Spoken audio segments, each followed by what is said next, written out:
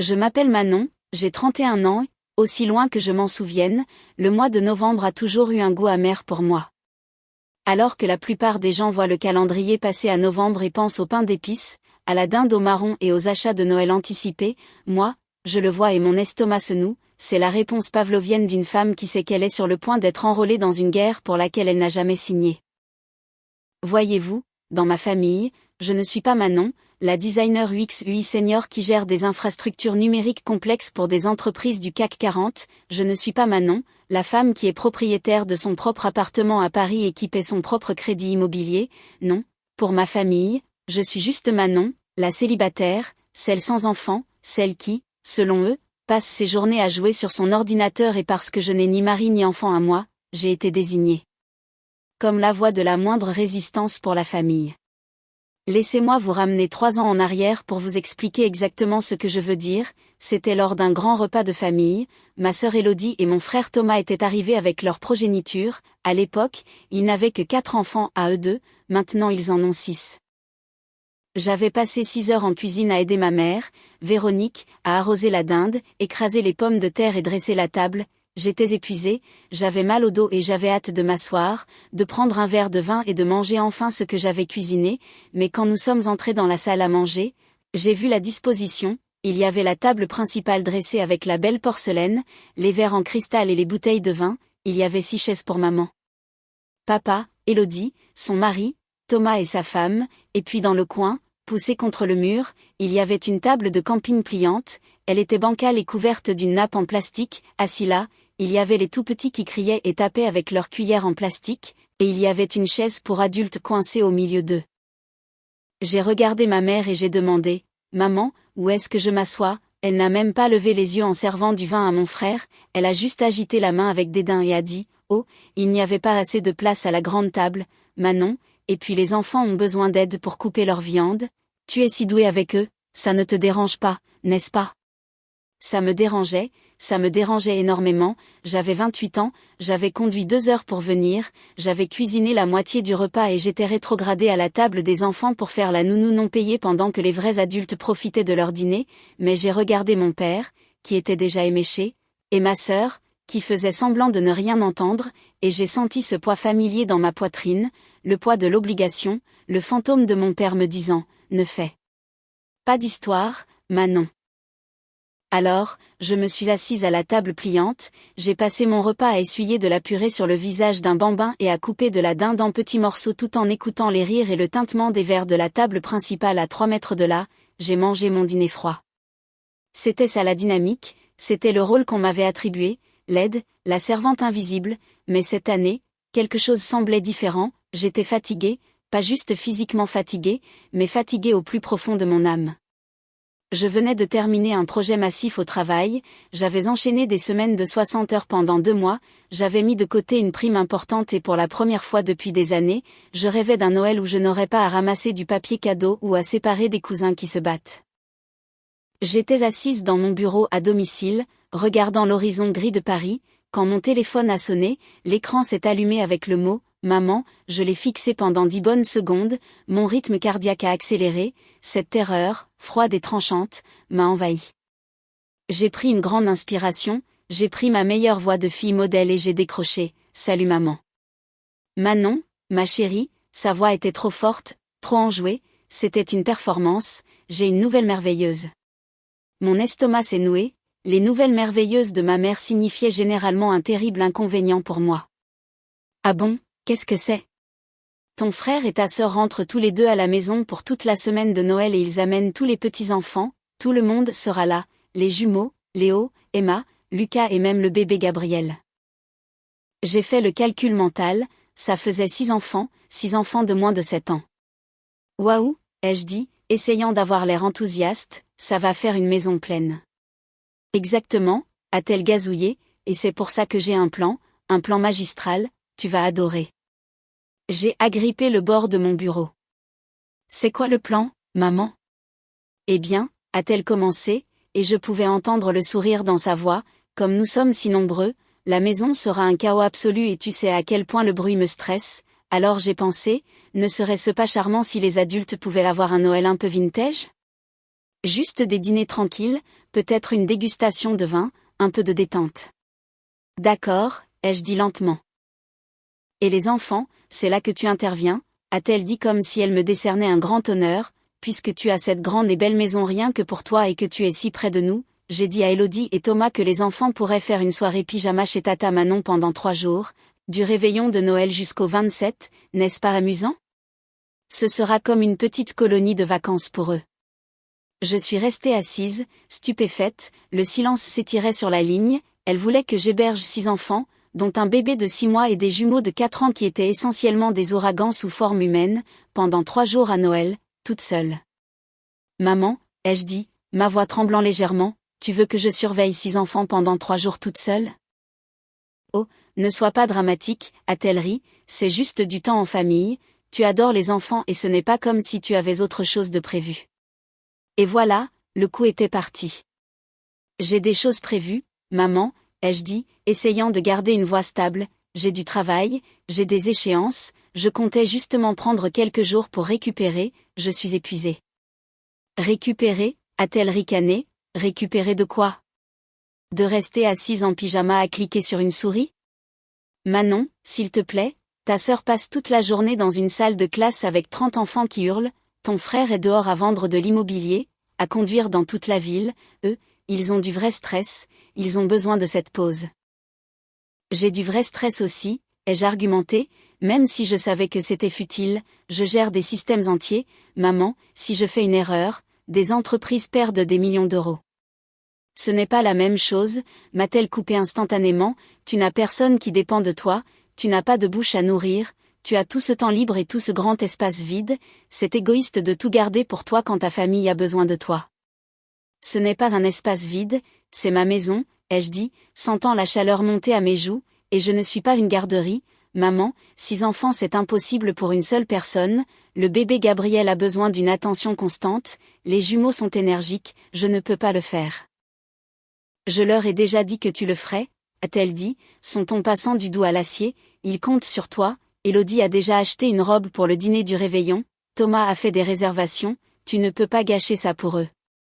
Tu n'aurais pas dû leur promettre sans me demander d'abord, ai-je dit, je dis non. Il y a eu une pause, un long silence pesant, puis elle a laissé échapper un soupir qui ressemblait à un pneu qui se dégonfle. Je ne pensais pas que tu serais aussi difficile, Manon, après tout ce qu'on a fait pour toi, papa serait tellement déçu de t'entendre tourner le dos à la famille. La mention de papa était un coup bas, elle le savait, je le savais, mais elle l'a utilisé quand même. C'est juste 3 jours, a-t-elle insisté, vois ça comme ton cadeau de Noël à la famille puisque tu n'achètes jamais vraiment de gros cadeaux de toute façon. Ça a fait mal, j'achetais des cadeaux attentionnés chaque année, mais parce que ce n'étaient pas des gadgets tapas accent grave l'œil et hors de prix, ils étaient ignorés. Maman, je ne peux pas, ai-je répété, j'ai besoin de me reposer, je pensais justement peut-être partir pour Noël. Partir, elle a ri, un son sec comme un aboiement, partir où? Seule? Qui part en vacances seule à Noël? C'est pathétique, Manon. Ce n'est pas pathétique, je veux me détendre. Écoute, a-t-elle claqué, je ne discute plus de ça, les enfants viennent chez toi le matin du 24, on les déposera vers 10 heures, tu te débrouilles, tu es leur tante, agis comme telle. Maman, attends. Je dois y aller, mon club de bridge est là, arrête d'être égoïste, Manon, ça ne te va pas, clic, elle m'a raccroché au nez. J'ai fixé mon téléphone, ma main tremblait, l'audace, le sentiment de droit absolu, elle ne m'avait pas demandé, elle m'avait informé, elle m'avait réquisitionné. Je suis restée assise là pendant 1 heure à ruminer, mon esprit parcourait des scénarios, si je disais non encore une fois, elle lâcherait la cavalerie, Élodie appellerait en pleurant, disant que je détestais ses enfants, Thomas enverrait des textos agressifs disant que je me croyais supérieure à la famille, et tante Catherine appellerait pour prier pour mon cœur endurci. Je me sentais piégée, je me sentais comme si j'avais de nouveau 16 ans, punie pour quelque chose que je n'avais pas fait, j'avais besoin de conseils. J'ai appelé Sarah, Sarah est ma meilleure amie depuis la fac, elle est avocate, vive comme l'éclair et a une tolérance zéro pour les bêtises, elle est l'opposé complet de moi. Quoi, a pratiquement hurlé Sarah à travers le téléphone quand je lui ai raconté, elle a dit que je gardais les 6 enfants pendant 3 jours pour que les adultes puissent avoir un Noël vintage. Et tu as dit non? J'ai essayé, elle m'a raccroché au nez, elle a dit qu'elle les déposait le 24. Manon, a dit Sarah, sa voix basse et dangereuse, si tu les laisses faire ça, tu n'es pas une fille, tu es un paillasson, en fait, tu es pire qu'un paillasson, tu es un service public, tu es comme l'électricité, il ne te remarque que quand tu arrêtes de fonctionner. Je sais, ai-je chuchoté, mais qu'est-ce que je fais? Si je refuse, ils vont faire de ma vie un enfer. Ils font déjà de ta vie un enfer, a répliqué Sarah, écoute-moi, tu dois tracer une ligne dure, rappelle-la, dis-lui absolument pas. Je ne sais pas si je peux, ai-je admis, la culpabilité, Sarah, c'est ancré en moi. Alors laisse-les te pousser, a dit Sarah, laisse-les te pousser jusqu'à ce que tu craques parce que c'est ce qui va arriver, et quand tu craqueras, j'espère que tu craqueras bruyamment. Je ne l'ai pas rappelé ce soir-là, j'étais trop lâche, je pensais que peut-être je pourrais négocier, peut-être que je pourrais juste prendre les plus grands, peut-être juste pour une nuit. Mais ensuite, la goutte d'eau a fait déborder le vase. 2 jours ont passé, j'étais toujours dans les limbes à essayer de comprendre comment naviguer dans ce champ de mine, j'ai décidé d'appeler ma mère une fois de plus, je voulais être raisonnable, je voulais offrir un compromis. Maman, ai-je dit quand elle a répondu, on doit parler du planning. Oh bien, a-t-elle dit d'un ton léger, je suis contente que tu aies retrouvé la raison, je suis en train de faire une liste des allergies des enfants pour toi, Lucas ne peut pas manger de fraises et le bébé a besoin d'un lait spécifique. Maman, écoute, les jeux interrompus, je ne peux pas prendre les 6 pendant 3 jours, c'est dangereux, je suis seule, s'il y a une urgence, je ne peux pas porter 3 bébés hors de la maison, je peux prendre les plus grands pour une nuit, c'est tout. Une nuit, sa voix a baissé d'une octave, ça ne nous aide pas, Manon, la visite du vignoble est le 25, le dîner est le 24, on a besoin des 3 jours complets. Alors vous devez engager une nounou, ai-je dit fermement. Une nounou? Tu sais combien ça coûte pendant les fêtes? On ne peut pas se permettre ça. Mais vous pouvez vous permettre une visite de vignoble et un dîner en tenue de soirée, la question m'a échappé avant que je puisse l'arrêter. C'est différent, nous méritons un plaisir, a-t-elle crié, pourquoi tu es comme ça? Pourquoi tu dois tout gâcher? Je ne gâche rien, je veux juste une vie, maman, j'ai une vie. Et c'est là qu'elle l'a dit, les mots qui allaient résonner dans mon esprit pour le reste de ma vie, les mots qui ont brûlé le pont jusqu'aux fondations.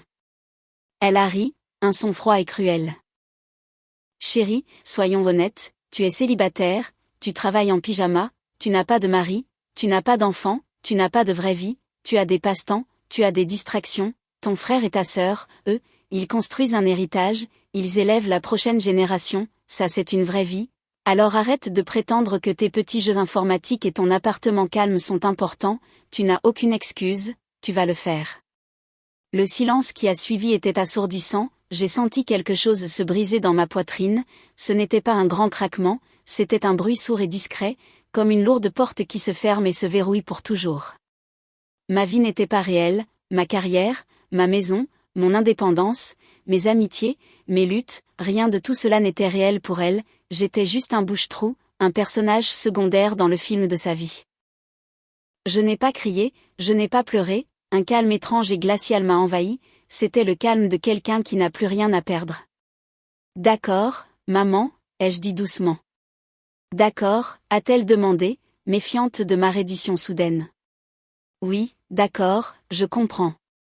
Bien, a-t-elle soufflé, clairement satisfaite de m'avoir intimidée jusqu'à la soumission, je suis contente que tu vois enfin les choses comme moi, je t'enverrai les détails pour la dépose, assure-toi que la maison est sécurisée pour les enfants. Je le ferai, ai-je dit, au revoir, maman. J'ai raccroché le téléphone, je me suis assise dans mon fauteuil et j'ai fixé le mur. Pas de vraie vie, si je n'avais pas de vraie vie, alors je n'avais pas de vraie responsabilité, et si je n'avais pas de vraie responsabilité, alors je n'avais rien qui me retenait ici. Mon téléphone a sonné, c'était une notification par email, ma tante Catherine avait transféré un message à toute la famille, probablement par accident, ou peut-être qu'elle avait juste fait, répondre à tous, sans réfléchir. C'était l'itinéraire familial, j'ai ouvert l'email, l'objet était « Logistique et flux de Noël ». C'était un tableau détaillé, ma mère était organisée, on ne pouvait pas lui enlever ça. Ça détaillait chaque heure des vacances de Noël, 24 décembre, 10 heures, déposer les enfants chez Manon, 24 décembre, 12 heures, brunch au champagne pour les adultes au Ritz, 24 décembre, 18 heures, dîner de gala, 25 décembre, visite des vignobles, toute la journée, 26 décembre, journée spa pour les filles, golf pour les garçons, 27 décembre, 10 heures, récupérer les enfants chez Manon. Mais ce n'était pas le planning qui a fait bouillir mon sang, c'était la note en bas écrite par ma mère à mes frères et sœurs. Elle disait: ne vous inquiétez pas de déranger Manon, je lui ai parlé et elle m'a pratiquement supplié de prendre les enfants. Elle se sent très seule et isolée ces derniers temps, la pauvre. Elle a dit que garder les enfants est la seule chose qui lui donnera l'impression de faire partie de la famille à nouveau. Elle veut tellement créer des liens avec eux, donc. Nous lui rendons en fait service en la laissant les héberger, déposer-les simplement et filer. Elle veut ce temps de qualité seule avec eux. Je l'ai lu 2 fois, puis 3 fois. Elle mentait, elle ne m'avait pas seulement brutalisée, elle avait menti à mes frères et sœurs pour se faire passer pour une héroïne et me faire passer pour une vieille fille désespérée et pathétique. Elle leur avait dit que j'avais supplié pour ça, que j'étais seule, que j'avais besoin de ça pour me sentir à ma place. Si je disais la vérité à Élodie et Thomas maintenant, me croiraient-ils? Ou est-ce que maman retournerait la situation? Dirait-elle que j'étais lunatique? Que j'avais promis et que je m'étais dégonflée? J'ai réalisé à ce moment-là que les mots étaient inutiles, les explications étaient futiles. Dans cette famille, j'étais déjà la méchante si je disais non et la victime si je disais oui. J'ai repris mon téléphone et j'ai rappelé Sarah. Elle a dit que je n'avais pas de vraie vie, ai-je dit, ma voix plate, et elle a dit à tout le monde que j'avais supplié pour garder les enfants. Oh, non, c'est mort, a dit Sarah. Manon, s'il te plaît, dis-moi que tu as un plan, dis-moi que tu ne vas pas faire des gâteaux et changer des couches pour ces gens. J'ai un plan, ai-je dit, mais j'ai besoin de ton aide. Est-ce que ton offre de conseil juridique tient toujours? Toujours. Qu'est-ce que tu vas faire? Je vais lui donner raison, ai-je dit, elle a dit que je n'avais pas de vraie vie, alors je vais aller m'en chercher une, quelque part très loin. Jusqu'où? À Saint-Barth, ai-je répondu, et je ne vais pas leur dire. Sarah a halté, puis a laissé échapper un petit rire ravi. Manon, c'est l'option nucléaire, si tu fais ça, ils seront coincés le soir du réveillon. Je sais, ai-je dit, je veux qu'ils le sentent, je veux qu'ils conduisent jusqu'à ma maison, qu'ils déchargent 6 enfants et qu'ils réalisent que le paillasson a quitté l'immeuble. Ne les préviens pas, a conseillé Sarah, si tu les préviens, ils vont te culpabiliser, ils viendront chez toi plus tôt, ils vont te barricader, tu dois passer en protocole fantôme. Protocole fantôme, ai-je répété, j'aime bien comment ça sonne. Et pour les enfants, a demandé Sarah, c'est sans danger? Ma maison est fermée à clé, il gèle à Paris, ils ne pourront pas entrer, ils devront simplement faire demi-tour et ramener les enfants dans le petit appartement de maman, ce sera un inconvénient, pas un danger. Parfait, a dit Sarah, fais-le, réserve le billet.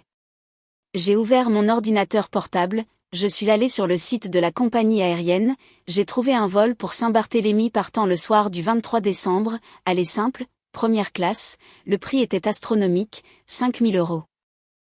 J'ai fixé le chiffre, c'était l'argent de mes travaux de rénovation, c'était mes économies responsables, puis j'ai entendu la voix de ma mère dans ma tête, tu travailles en pyjama, tu n'as pas de vraie vie.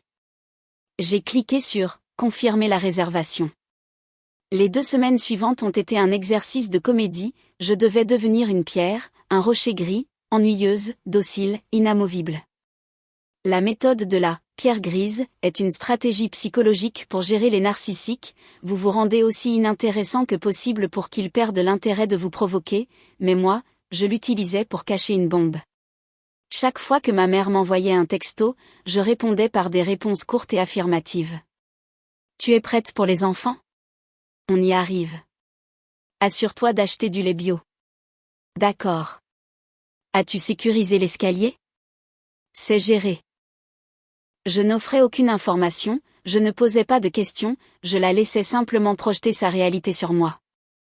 Pendant ce temps, je démantelais ma vie, j'ai contacté mes clients et je leur ai dit que je serais hors ligne pendant 2 semaines en raison d'une urgence familiale, j'ai mis en place une réponse automatique sur mon email, j'ai appelé la société de sécurité qui surveille ma maison, je leur ai dit que je serais absente et de mettre mon compte en alerte maximale. Si quelqu'un essaie d'entrer, même s'il a une clé, appelez la police, a demandé l'opérateur. J'ai changé les serrures hier, lui ai-je dit, donc personne n'a de clé, mais oui, si l'alarme se déclenche, appelez la police immédiatement, ne m'appelez pas d'abord. Compris.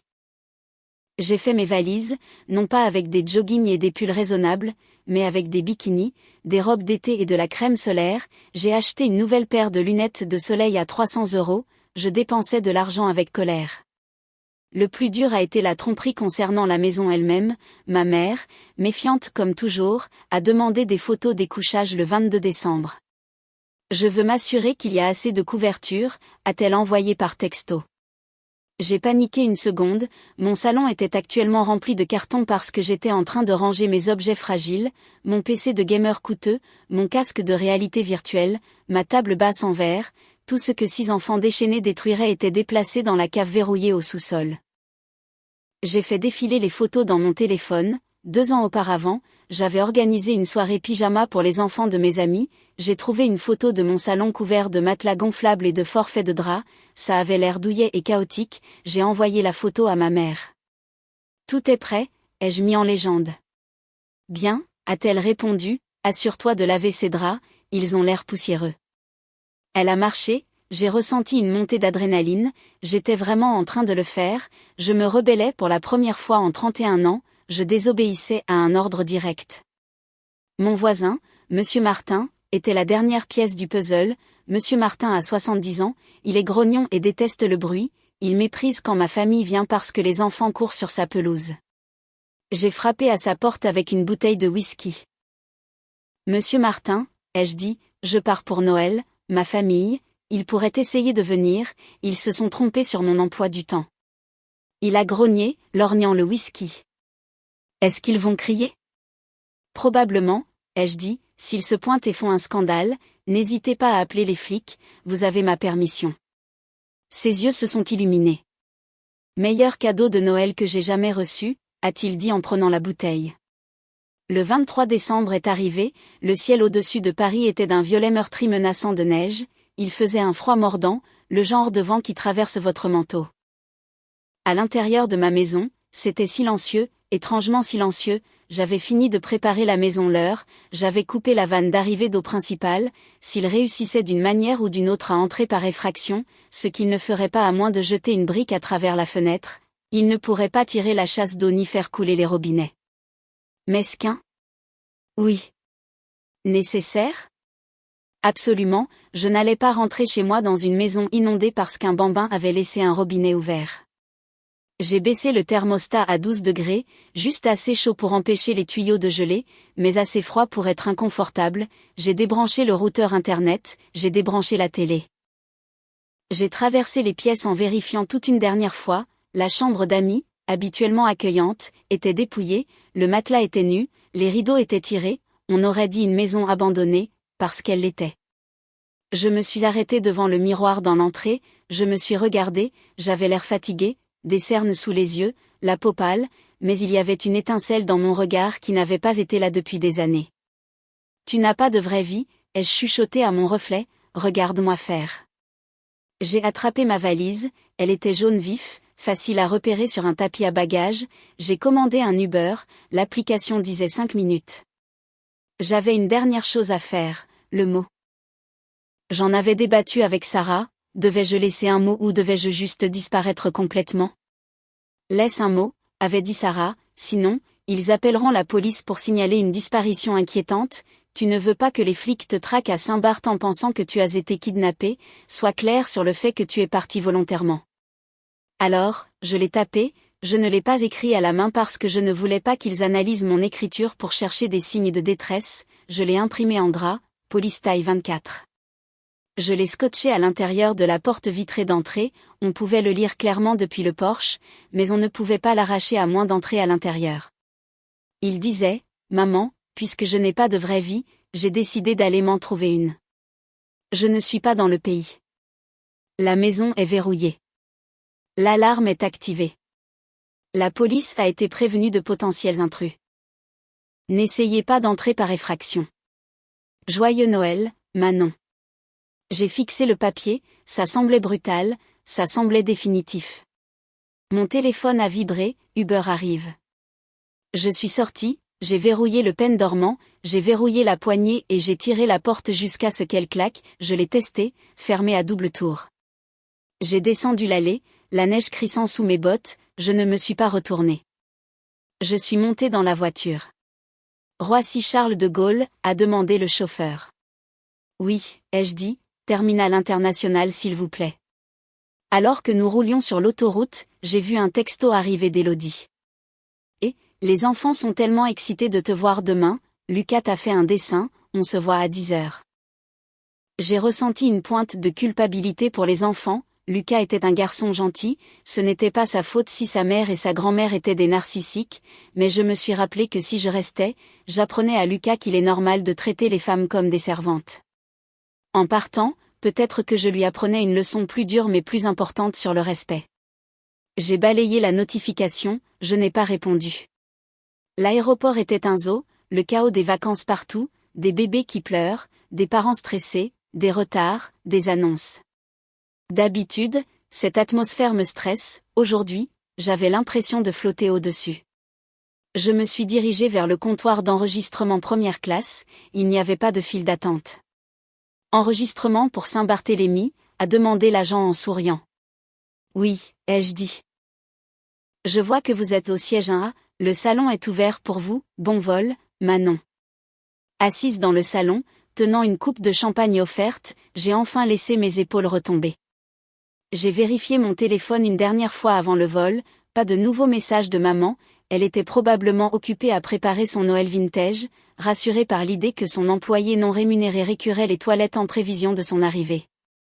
J'ai ouvert l'application de ma caméra Ring sur mon téléphone, j'ai vérifié le flux de la caméra, mon Porsche était sombre et silencieux, la neige commençait à tomber, poudrant le paillasson, le mot était visible, un rectangle blanc et austère dans la pénombre. J'ai ajusté les paramètres, alerte de mouvement activée, notifications riches activées. Je voulais le voir, j'avais besoin de le voir, j'avais besoin d'être témoin du moment où leur sentiment de droit divin entrerait en collision avec la réalité. L'embarquement pour le vol 492 est en cours, a dit l'annonceur. J'ai bu le reste de mon champagne d'un trait, les bulles brûlaient agréablement dans ma gorge, je suis montée dans l'avion, j'ai tourné à gauche vers la cabine première classe, le siège était immense, une capsule qui se transformait en lit. Alors que l'avion roulait sur la piste, les moteurs ont rugi, j'ai senti la force de l'accélération me pousser au fond du siège, nous avons décollé. Les lumières de Paris s'étendaient au-dessous de moi, une grille d'orange et de blanc, quelque part là-bas en bas, en banlieue, ma mère était probablement en train de se vanter auprès de ses amis de la façon dont elle avait organisé les vacances parfaites. Adieu, ai-je chuchoté. J'ai mis mon casque à réduction de bruit, j'ai sélectionné un film et pour la première fois depuis une décennie, un 23 décembre, je me suis endormie sans une boule au ventre. Je me suis réveillée avec l'odeur de l'hibiscus et de l'eau salée. Saint-Barth. J'étais arrivée tard la nuit précédente et m'étais effondrée dans le lit king size de la villa. C'était maintenant le matin du 24 décembre, la veille de Noël. Je suis sortie sur le balcon de ma villa, l'océan était d'un turquoise brillant et impossible, les palmiers se balançaient dans la brise légère, l'air était chaud et doux, comme une couverture. Il était 7h du matin aux Antilles, cela signifiait qu'il était midi à Paris, le décalage horaire est de 5h en hiver.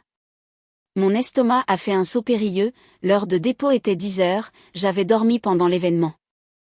Je me suis précipitée dans la chambre et j'ai attrapé mon téléphone, il était brûlant au toucher, comme s'il avait fait des heures supplémentaires, l'écran était un mur de notifications, 37 appels manqués, 15 messages vocaux, 84 textos, 22 alertes de mouvement de la caméra.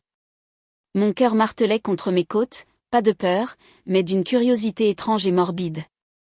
Je me suis assise au bord du lit et j'ai ouvert l'application de la caméra en premier, je voulais voir le film depuis le début. J'ai fait défiler jusqu'à l'horodatage, 10h04.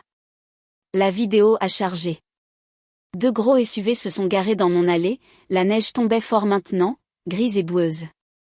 La portière de ma mère s'est ouverte, elle est sortie portant un manteau de fourrure et des talons hauts, elle avait l'air magnifique et terrifiante.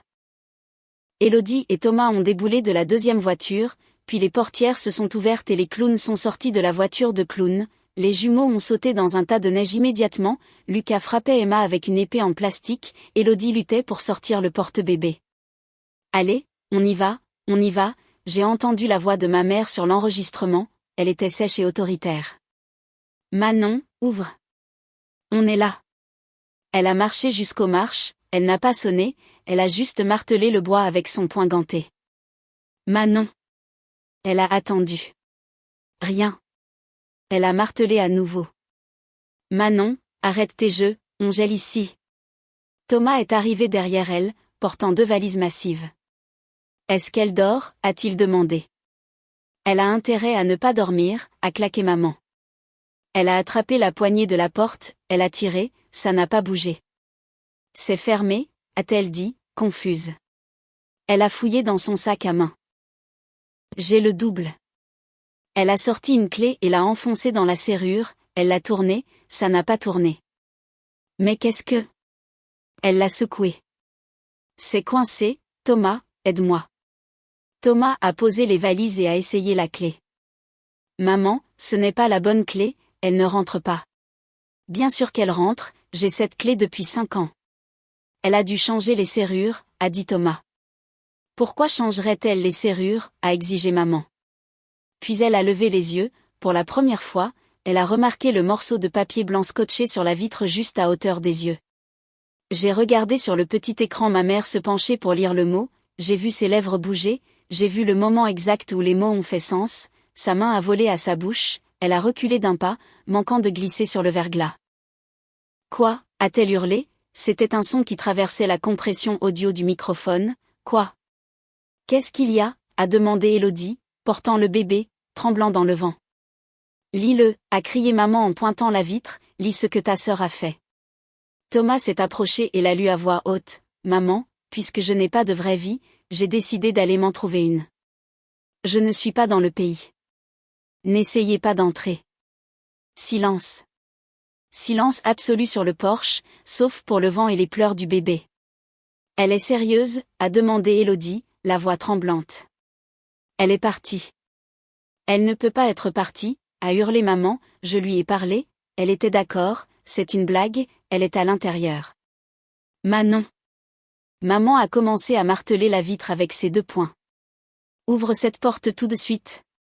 Ce n'est pas drôle. J'ai des réservations. Les jumeaux ont commencé à pleurer, le bruit montait. Maman, arrête, a dit Thomas en regardant nerveusement autour de lui, tu vas casser la vitre. Je m'en fiche, a crié maman, elle a gâché Noël, elle m'a menti. Elle t'a menti, Thomas a ri amèrement, tu nous as dit qu'elle avait supplié pour ça, tu nous as dit qu'elle était seule, ce maudit que tu lui as dit qu'elle n'avait pas de vraie vie. Je n'ai jamais dit ça, a menti maman immédiatement, elle délire, elle fait une dépression nerveuse. Eh bien, dépression ou pas, on est à la porte, a dit Elodie, les larmes coulant sur son visage, et mes enfants gèlent, où est-ce qu'on va aller? On va entrer, a déclaré maman, Thomas, casse la fenêtre à l'arrière. Je ne casse pas une fenêtre, maman, a dit Thomas, le maudit qu'elle a appelé la police, l'alarme est mise, elle bluffe, je ne risque pas la prison pour ça, a crié Thomas en retour. Je suis passé au clip vidéo suivant, horodatage 10h15. Mon voisin, Monsieur Martin, est apparu dans le cadre, il portait son peignoir et tenait une tasse de café, debout sur son propre porche à côté. Et, a hurlé Monsieur Martin, moins de bruit. Les gens essaient de dormir. Monsieur Martin, maman a pris sa voix de fausse charmeuse, bien qu'elle se soit brisée, je suis tellement désolée, Manon semble avoir oublié que nous venions, est-ce que vous avez un double des clés? Ou peut-être une échelle? Elle n'a pas oublié, a répondu Monsieur Martin en criant, elle m'a dit que vous risquiez de vous pointer, elle est à Saint-Barth, elle m'a dit qu'elle partait hier. Saint-Barth. Le mot a quitté la bouche de ma mère comme une insulte. Ouais, elle a dit que si vous m'embêtiez, je devais appeler les flics, alors, vous partez où je compose le 17? Ma mère avait l'air sur le point d'exploser, son visage était un masque de pure fureur. On part, a hurlé Thomas, allez maman, monte dans la voiture. Non, je ne pars pas tant que... Maman. Le bébé devient bleu, a crié Elodie, on doit aller chez toi. Ma maison n'est pas prête, a gémi maman, c'est trop petit, il n'y a pas de nourriture. Eh bien, tu aurais dû y penser avant d'insulter ta babysitter gratuite, a claqué Thomas. J'ai regardé alors qu'il rejetait avec colère les valises dans les voitures, c'était chaotique, triste et absolument jouissif. Ils sont partis. Le Porsche était de nouveau vide, juste le mot battant légèrement au vent. J'ai fermé l'application, je suis restée assise là dans la brise chaude des Antilles, le cœur battant, je me sentais légère, je me sentais lourde et légère en même temps. J'ai pris mon téléphone pour vérifier les textos, les messages étaient une chronologie des étapes du deuil. 10h05, maman, ouvre la porte. 10h06, maman, je sais que tu es là. 10h10, Élodie, Manon, c'est quoi ce bordel, on gèle. 10h12, Thomas, c'est une blague? Ouvre. 10h20, maman, tu es une enfant égoïste et ingrate, je n'arrive pas à croire que tu fasses ça à ta famille. 10h30, Élodie, maman dit que tu es partie à Saint-Barth, tu es sérieuse? Qui fait ça? 10h45, maman, réponds au téléphone, on est à mon appartement, les enfants pleurent, il n'y a nulle part où les faire dormir, tu dois revenir tout de suite. J'ai écouté un message vocal, c'était celui de maman. Manon, c'est ta mère, je ne sais pas à quel genre de jeu malade tu joues mais ça s'arrête maintenant, tu vas prendre le prochain vol retour, je me fiche de ce que ça coûte, on a une réservation au Ritz dans 2 heures, tu dois prendre ces enfants, si tu ne reviens pas d'ici ce soir, ne t'avise plus jamais de revenir dans cette famille. La menace, l'ultimatum. J'ai tapé une réponse, je ne voulais pas engager la conversation mais j'avais besoin de remuer le couteau dans la plaie juste une fois, juste pour lui montrer que ces menaces ne marchaient plus. Je suis sortie vers la piscine, j'ai commandé un cocktail au serveur, j'ai posé mes pieds sur la chaise longue, cadrant l'océan, le verre et mes jambes bronzées, j'ai pris une photo. J'ai ouvert le groupe de discussion familiale, j'ai joint la photo, j'ai écrit, actuellement occupé à vivre ma fausse vie. La vue est superbe. Débrouillez-vous. Envoyez. Puis j'ai fait la chose la plus satisfaisante de toutes, je suis allée dans les réglages, j'ai désactivé les données cellulaires pour ma ligne principale, j'ai activé le mode « Ne pas déranger », j'ai mis le téléphone dans mon sac de plage. J'ai passé le reste de la veille de Noël à lire un livre au bord de la piscine, je suis allée nager dans l'océan, j'ai mangé de l'ananas frais. Pour le dîner, je me suis offert un steak et une queue de homard au restaurant du complexe. Le serveur a demandé « Table pour une personne ?» Oui, ai-je dit en souriant, table pour une, c'est parfait. De retour à Paris, je savais exactement ce qui se passait, le Noël vintage de maman était mort, il n'y avait pas de dîner de gala, pas de visite de vignoble, il y avait 6 enfants entassés dans un 3 pièces rempli d'antiquités fragiles, il y avait des matelas gonflables sur le sol, il y avait de la pizza au lieu du filet mignon, il y avait des cris, il y avait des reproches et pour la première fois, je n'étais pas là pour absorber tout ça. J'ai appris plus tard par ma tante Catherine ce qui s'était passé cette nuit-là. Tante Catherine est la sœur de ma mère, mais elle a toujours été la tante cool, elle adore les drames tant que ça ne lui arrive pas à elle. Elle m'a appelé le 26 décembre, j'avais enfin rallumé mon téléphone pour vérifier les urgences. Manon, a-t-elle crié quand j'ai répondu, tu es une légende absolue. Salut, tante Catherine, ai-je dit en riant nerveusement, je suppose que tu as entendu. Entendu? Ma chérie, j'ai vu le rapport de police. Le rapport de police? Je me suis redressée. Attends, monsieur Martin a vraiment appelé les flics? Oh, il les a appelés pour de bon, mais pas quand ils sont arrivés la première fois, il les a appelés cette nuit-là. Pourquoi? Apparemment, a commencé Catherine, appréciant clairement le récit, vers 20h le soir du réveillon, Thomas s'est saoulé, il était furieux d'être coincé dans l'appartement de ta mère avec les jumeaux qui hurlaient, il a décidé qu'il allait entrer par effraction chez toi pour récupérer la Xbox ou quelque chose pour occuper les enfants, ou peut-être juste pour dormir là-bas. Il est retourné là-bas. Il l'a fait, il a pris un Uber pour retourner chez toi, il a essayé de forcer une fenêtre du sous-sol, l'alarme s'est déclenchée, la très bruyante. Bien, ai-je dit, c'est fait pour ça. Monsieur Martin a appelé les flics immédiatement, ils sont arrivés et ont trouvé ton frère essayant de ramper à travers une fenêtre dans la neige, ils l'ont menotté. Manon. Sans blague.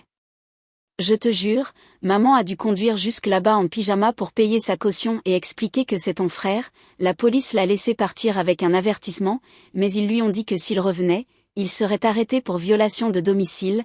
Maman était mortifiée, tous les voisins regardaient. Je me suis rallongée sur le lit, fixant le ventilateur de plafond tourné paresseusement. Ma famille avait officiellement touché le fond. Alors, comment est l'appartement, ai-je demandé. Une zone de guerre, a dit Catherine. Élodie ne parle plus à maman parce que maman n'arrête pas de critiquer sa façon d'élever ses enfants. Thomas a la gueule de bois, les enfants ont cassé la figurine en porcelaine préférée de maman, et maman, eh bien. Maman raconte à qui veut l'entendre que tu as rejoint une secte. Une secte? J'ai ri aux éclats. Oui, elle dit que tu as subi un lavage de cerveau par l'agenda progressiste pour haïr les valeurs familiales. Bien sûr qu'elle dit ça. Mais écoute, Manon, la voix de Catherine s'est adoucie, bravo à toi, vraiment, on a tous vu ça venir, elle t'a poussé trop loin. Merci Catherine, ça signifie beaucoup. Prépare-toi juste quand tu reviendras, ça ne va pas être joli. Je sais, ai-je dit, mais je ne suis plus la même personne qui est partie, qu'ils viennent. Je suis restée à Saint-Barth toute la semaine, j'ai prolongé mon voyage de 2 jours juste parce que je le pouvais.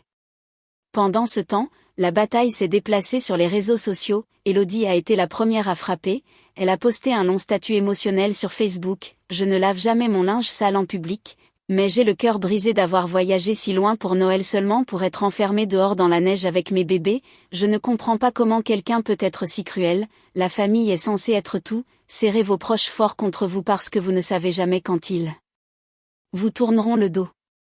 Ça a rassemblé des commentaires rapidement, oh mon Dieu, qu'est-ce qui s'est passé, je prie pour vous, c'est un comportement dégoûtant.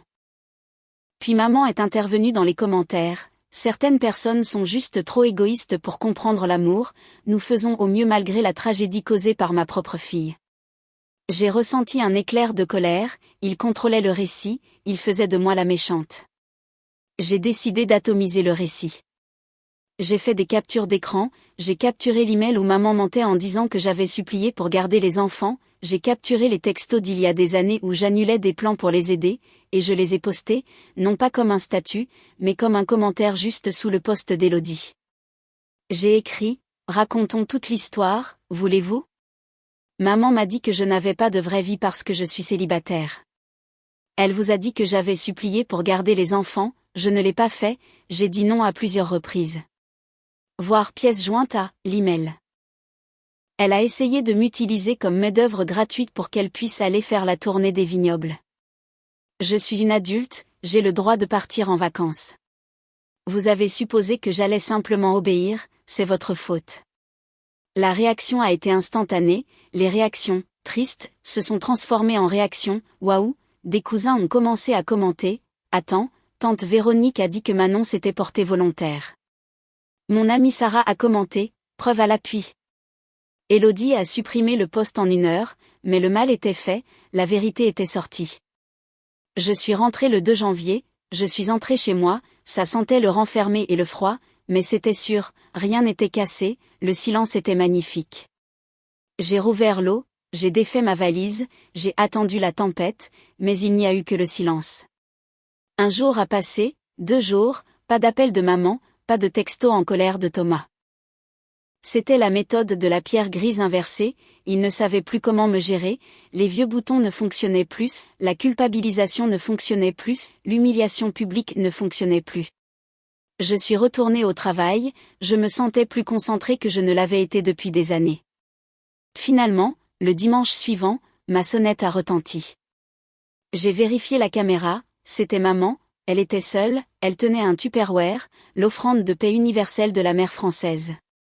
J'ai ouvert la porte, elle semblait plus vieille, ses cheveux n'étaient pas parfaitement laqués, elle avait l'air fatiguée. Salut, a-t-elle dit. Salut, ai-je dit.